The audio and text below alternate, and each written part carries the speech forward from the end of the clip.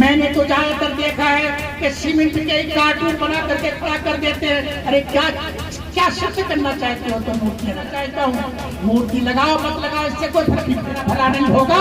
तुम्हारा भला जब होगा कि जब तुम घर घर में अम्बेडकर पैदा करोगी, उस समय तुम्हारा भला होगा। ये अम्बेडकर को देखने से भला नहीं होता है। जब ही हम डॉक्टर इंजीनियर बन सकेंगे, मूर्ति की पूजा करने से नहीं बनेंगे। तो हम मूर्ति लगाया है, हमने अच्छी बात है, मूर्ति से हमको प्रेरणा मिलेगी। क्योंकि आपने देखा होगा कि जहाँ डॉक्टर अम्बेडकर की प्रतिमाएं होती हैं, उससे प्रेरणा मिलती है। क्या कि कोट पैंट और टाई और हाथ में संविधान, उससे ये प्रेरणा मिलती है कि भैया हमको एजुकेशन का रहे तो ज्यादा बढ़िया है। और मान लो कहीं लगाते भी हो तो ऐसी जगह पे लगाओ जहां लोगों को प्रेरणा का कारण बने। मैंने तो ज्यादातर देखा है कि सीमेंट के एक कार्टून बना करके खड़ा कर देते हैं। अरे क्या क्या सिद्ध करना चाहते हो तुम मूर्तियां लगाकर? जिन चीजों से डॉक्टर अम्बेडकर थोड़ा छुटकारा दिलाना चाहते थे, आज हम घुमा फिरा करके वहीं जाना चाहते हैं। आज हमको और हमारे समाज को आवश्यकता है एजुकेशन की। हमें एजुकेशन के क्षेत्र में काम करना है। यहाँ पर जो हमारा युवा वर्ग है, मैं उससे केवल ये बात कहना चाहता हूँ, मूर्ति लगाओ मत लगाओ इससे कोई फर्क नहीं पड़ेगा। आप लोगों को बच्चों के अंदर एजुकेशन का भाव पैदा करना है, उनमें एजुकेशन के प्रति ललक पैदा करना है। जब उनमें एजुकेशन की ललक पैदा हो जाएगी तो यही बच्चे आगे चल करके अफसर बनेंगे, अधिकारी बनेंगे, डॉक्टर इंजीनियर वकील बैरिस्टर बनेंगे। और जब ऐसा होगा तो तुम्हारे और तुम्हारे समाज की तरक्की होगी। और यदि तुमने पूजा पाठ में हिलगा दिया तो पूजा पाठ में टाई का भला होना पड़ेगा। तो देखिए यहाँ पर काफी लोग हैं, वो अपनी बात भी कहेंगे, तो मैं ज्यादा न कह करके यही कहना चाहूंगा। बाबा साहब की एक बात कह करके अपनी बात समाप्त करूंगा। बाबा साहब डॉक्टर अम्बेडकर 25 नवंबर 1956 को मेरठ के वैशाली पार्क में, तो वहां के लोगों ने बाबा साहब का कार्यक्रम में मतलब एक भव्य तरीके से आयोजित करने के लिए बहुत बड़ा मेहनत करी थी। और उन्होंने महिलाओं को मंच के पास बैठने की व्यवस्था की थी। बाबा साहब से पहले कोई भी बोल लेता हो एक अलग बात है, जब बाबा साहब मंच पर पहुंच जाते थे तो फिर किसी की हिम्मत नहीं पड़ती थी कि वो अपनी बात कह सके। बाबा साहब आए, डायरेक्ट मंच पर पहुंचे और जाकर के माइक संभाल लिया। जब माइक संभाल लिया तो बाबा साहब देखते हैं जिधर तक देख सकते थे उधर को भीड़ ही दिखाई देती है। बहुत बड़ा पार्क, बहुत बड़ा जनसमूह, लेकिन महिलाएं पास में बैठी हुई थी। तो बाबा साहब अम्बेडकर ने देखा कि महिलाएं बहुत बड़ी संख्या में बैठी हैं। तो महिलाओं को मतलब संबोधित करते हुए बाबा साहब अम्बेडकर अपनी बात शुरू करते हैं। बहनों, तुम अम्बेडकर को देखने आई हो। दूसरी बार भी कहा, बहनों तुम अम्बेडकर को देखने आई हो। तो महिलाएं सर हिला करके कहती हैं कि हाँ हम अम्बेडकर को देखने। तो बाबा साहब कहते हैं, बहनों तुम अम्बेडकर को कैसे देख सकोगी? तुम्हारी तो आंखों पर पर्दा पड़ा हुआ है, तुम अम्बेडकर को कैसे देख सकोगी? तो उन्होंने तुरंत जो घूंघट कर रखा था वो हटा दिया। तो फिर बाबा साहब अम्बेडकर कहते हैं, बहनों अम्बेडकर को देखने से तुम्हारा भला नहीं होगा। अम्बेडकर को देखने से तुम्हारा भला नहीं होगा।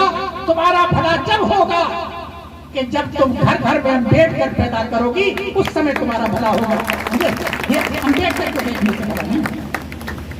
तीसरी बात बाबा साहब डॉक्टर अम्बेडकर ने कहा, की तरफ देखा तो बहुत बड़ी संख्या में सफेद पोश लोग बैठे हुए थे।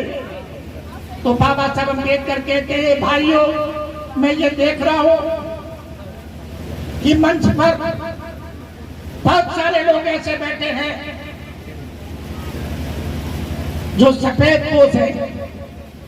तो बाबा साहब कहते हैं, मैंने इस देश के अंदर ऐसी व्यवस्था कायम कर दी है कि बड़ी बड़ी कोठियों वाले, बड़े बड़े बंगले वाले तुम्हारे पास आएंगे और अपनी कोठियों में बुलाएंगे आपको।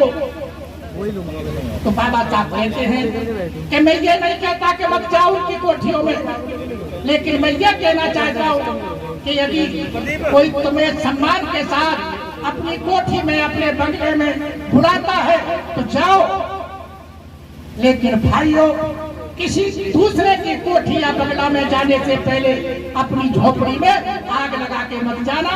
और यदि तुम अपनी झोपड़ी में आग लगा करके गए तो जिस दिन तुमको वो कोठी में से निकाल के बाहर करेगा उस दिन कहाँ जाओगे फिर? यदि तुम्हारी झोपड़ी है तो कम से कम उसमें आकर के बैठ तो जाओगे। तो बाबा साहब डॉक्टर अम्बेडकर ने ये 3 बातें कही थी। बहुत बड़ी बातें आपको सुनने को मिलेगी। देखिए मैं भी मतलब अस्वस्थ रहता हूँ, इन्होंने मेरा पदार्थ पीछे नाम छाप दिया उसमें, जब इन्होंने कह दिया तो फिर मुझे आना पड़ा, लेकिन वैसे शरीर काम नहीं करता है। तो मैं अपनी बातें यहीं पर समाप्त करते हुए अपनी बात ये कहना चाहूंगा कि देखिए महिलाएं देखिए पीछे खड़ी हैं, मैं बहनों से कहूंगा बेटा इधर आ जाओ तुम लोग, और तुमको कुर्सी दिलवाते हैं, यहाँ आओ सामने, ये आप अपनी जगह। हाँ, तो मैं अपनी बात को यहीं समाप्त करता हूँ। और हमारे सामने जो और वक्ता बैठे हैं मैं उनसे भी अपेक्षा करूंगा, देखिए हमें किसी के खिलाफ नहीं बोलना है, हमें तो अपनी बात कहनी है। इस संसार में सभी तरह के लोग रहते हैं, और जब सभी तरह के लोग रहते हैं सभी अपनी अपनी बात रखते हैं। हमें सबके प्रति मैत्रीय भाव रखते हुए सभी के सुख दुख की बात मतलब देखते हुए हमें आगे कदम बढ़ाना है, अपनी बात कहनी है। इन शब्दों के साथ मैं अपनी बात समाप्त करूंगा और कामना करता हूं कि आप लोग बाबा साहब डॉक्टर अम्बेडकर की प्रतिभा से प्रेरणा लेंगे और एजुकेशन की तरफ अपने बच्चों को बढ़ाएंगे। इन्हीं शब्दों के साथ मेरी बात समाप्त होती है। धन्यवाद, सुखी रहे। पनिया पजोत बिहत मोहत मंग लोकं गुरं बंदे सुगतन गति भुक्तन। जिनका हृदय करुणा से शीतल है, जिनका प्रज्ञान मोह रूपी अंधकार से जंजालबान, ऐसी महामानव तथागत बुद्ध को नमन करता हूं। और परम पूज्य बाबा साहब डॉक्टर अम्बेडकर जिनकी मेहनत से, उनके त्याग और बलिदान से आज देश के अंदर जो धार्मिक और सामाजिक आंदोलन चल रहे हैं, ऐसे महामानव के प्रति भी मैं नतमस्तक होकर के अनुरोध करता हूं कि उनके बताए मार्ग पर चले। और उनका बताया मार्ग है कि हम विशुद्ध रूप से धम्म का आचरण करें। मूर्ति लगा लेना बड़ी बात नहीं है, बड़ी बात है कि हम डॉक्टर अम्बेडकर की विचारधारा को अपने जीवन में आत्मसात करें। आत्मसात क्या करें, एक बहुत बड़ा सवाल है। हम क्या मतलब क्या आत्मसात करें? हम वो आत्मसात करें जिसको धारण करके हमारा मन परिशुद्ध हो जाए, हमारी वाणी परिशुद्ध हो जाए और हमारा शरीर परिशुद्ध हो जाए। हम ऐसी चीज धारण करें, ऐसा मार्ग धारण करें।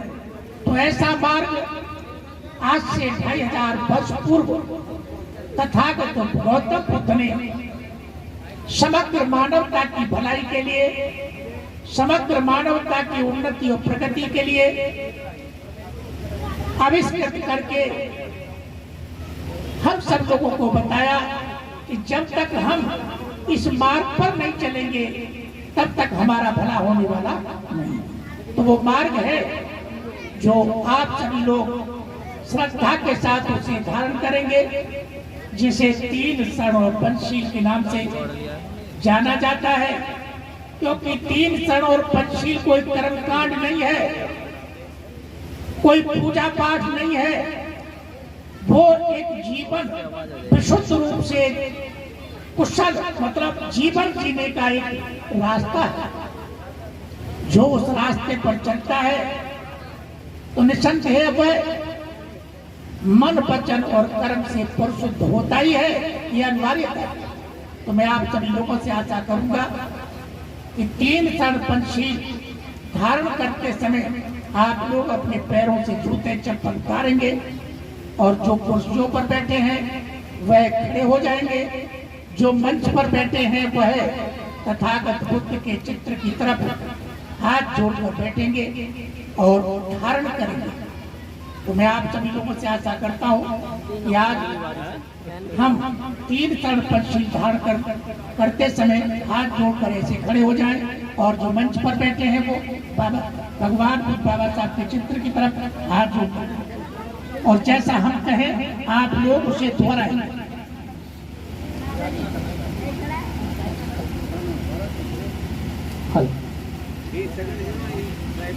बुद्धं नमामि,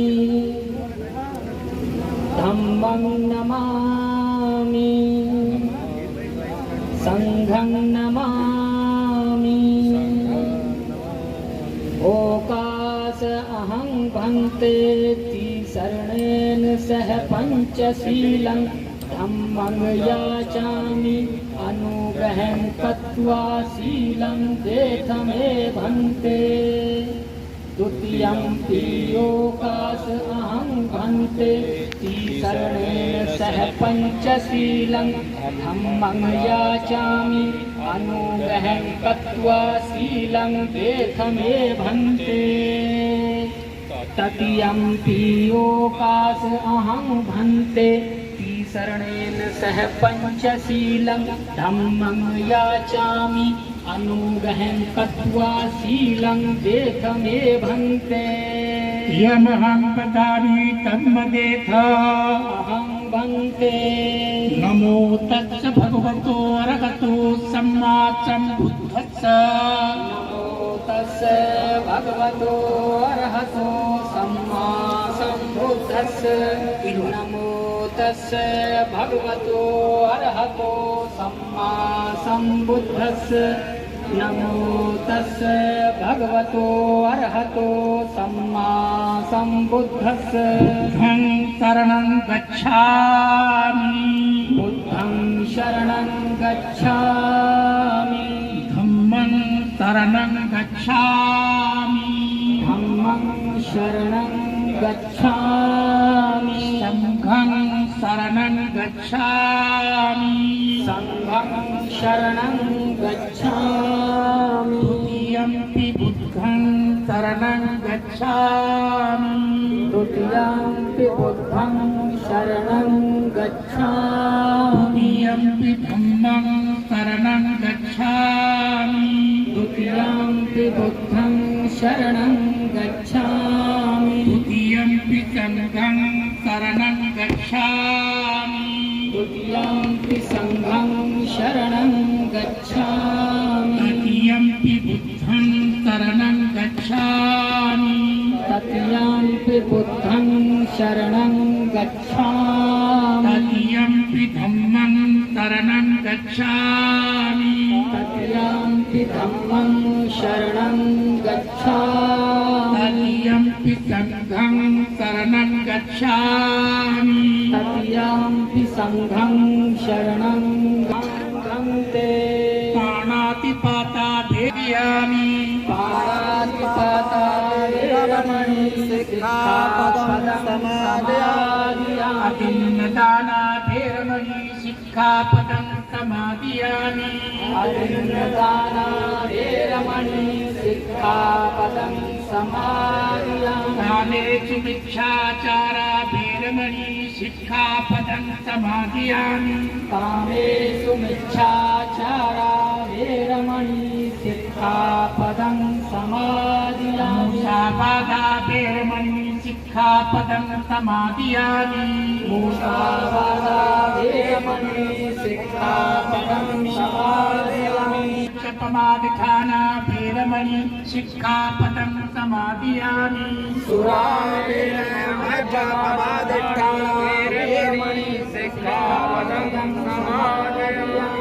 सर्वसंतिं पंचशील धम्मं साधुकं सुरक्षितं कृत्वा अपमादेन सम्पादेतव्यम्। अहं भन्ते साधु साधु साधु धम्मं नमामि। महाकार्मिक तथागत गौतम बुद्ध सभी सम्मा संबुद्धस्य कि मैं नमन करता हूँ उन तथागत गौतम बुद्ध को। बुद्ध किसी व्यक्ति का नाम नहीं होता।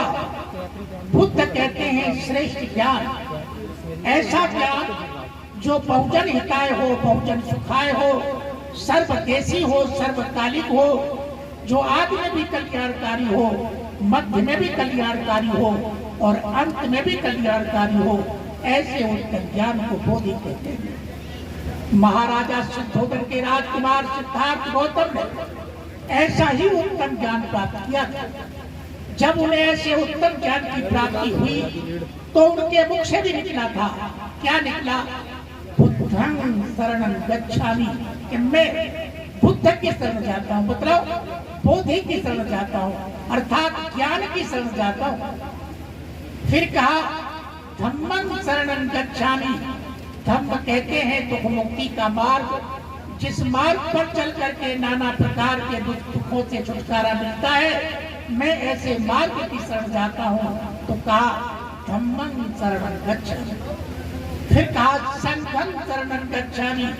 संघ माने समूह, कि मैं ऐसे लोगों की संगति करूंगा, ऐसे लोगों के संग की शरण जाता हूँ जो श्रेष्ठ ज्ञान से युक्त हो, जो धर्म का आचरण करते हो, ऐसे पवित्र श्रावक संघ की शरण जाता हूँ। तो कहा संघं शरणं गच्छामि। ये तीन शरण ही मेरी सर्वोत्तम शरण है और कोई चौथी शरण नहीं है। साथ ही आपने कहा प्राणातिपाता वेरमणि शिक्षापदं समाधियां। संसार में प्राण सबको प्रिय होते हैं, दुख सबको बुरा लगता है, मृत्यु से सब घबराते हैं। जो इस संसार में पैदा हुआ है वो जीवित रहना चाहता है। इसलिए आपने कहा कि मैं अकारण किसी की हत्या नहीं करूंगा, मैं अकारण किसी को कष्ट नहीं दूंगा, मैं अकारण किसी को दुख नहीं दूंगा, ये प्रतिज्ञा करता हूं। फिर आपने कहा अदिन्न दाना वेरमणि शिक्षापदं समाधियां, कि बगैर दिए मैं किसी की कोई वस्तु नहीं लूंगा, क्योंकि ये संपत्ति सबको प्रिय होती है। और देखा जाए तो बगैर संपत्ति के संसार में कुछ होता भी तो नहीं, हर कदम पर संपत्ति की जरूरत होती है। इसलिए मैं किसी की मेहनत से उपार्जित संपत्ति का अनैतिक रूप से हरण नहीं करूंगा, अर्थात मैं कभी किसी की चोरी नहीं करूंगा, ये प्रतिज्ञा करता हूं। फिर आपने कहा कामेश मिथ्याचारा वेरमणि, कि मैं कभी मिथ्या कामाचारों में रत नहीं रहूंगा, क्योंकि जो लोग मिथ्या कामाचारों में रत रहते हैं तो उन्हें मानसिक परेशानी भी रहती है, समाज में उनका अस्तित्व समाप्त हो जाता है और उन्हें ऐसे लाइलाज रोग भी हो जाते हैं कि जिनका इलाज भी संभव नहीं है। इसलिए आपने कहा कि मैं एक पत्नी व्रत पालन करूंगा, महिलाएं एक पति व्रत पालन करूंगी, क्योंकि जो एक पति व्रत या पत्नी व्रत पालन नहीं करते वह नाना प्रकार के दुखों के शिकार हो जाते हैं।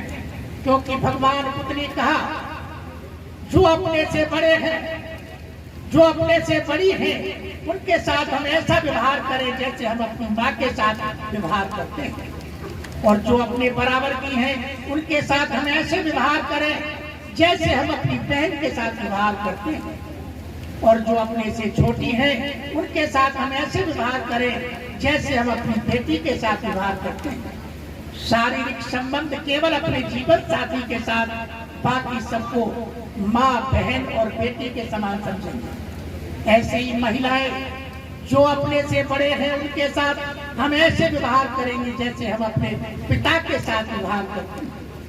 जो अपने बराबर के हैं उनके साथ हम ऐसे व्यवहार करेंगे जैसे हम अपने भाई के साथ व्यवहार करते हैं। जो अपने से छोटे हैं उनके साथ ऐसे व्यवहार करेंगे जैसे हम अपने बेटे के साथ व्यवहार करते हैं। शारीरिक संबंध केवल अपने जीवन साथी के साथ, बाकी सबको बाप, भैया और बेटा के समान समझेंगे। मतलब मिथ्या कामाचारों से अपने को अलग रखें। फिर आपने कहा मूसा वादा बेर में कि हम कभी झूठ नहीं बोलेंगे, किसी के साथ धोखा नहीं करेंगे और मिथ्या वचन नहीं बोलेंगे। क्योंकि आप जानते हैं जबान के बल पर लाखों करोड़ों के व्यापार चलते हैं, जबान के बल पर बेटी बेटा पराये हो जाते हैं, और जिसकी जबान झूठी हो जाए तो उसके पास क्या बचा है भला। इसलिए हम अपनी जबान को झूठा नहीं करेंगे। पांचवी बात कहा सुरा मेरे मध्य प्रमाद कि हम नशीले पदार्थों से अपने को अलग रखेंगे। बीड़ी, सिगरेट, गुटखा, तंबाकू, भांग, गांजा